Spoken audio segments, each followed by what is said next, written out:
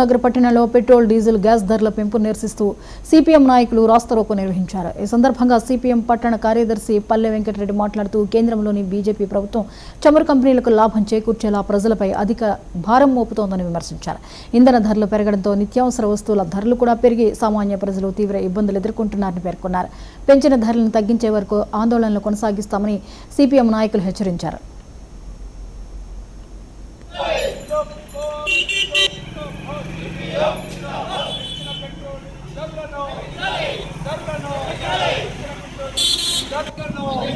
అర్ధరాత్రి పూట diesel petrol మీద ₹3 చిల్లర పెంచి పేరు భారం మోపి పేద ప్రజల మీద నిత్యం ప్రజలు డీజిల్ వాడుకోవడంలో చాలా అత్యవసర సరుకుగా మారిపోయింది.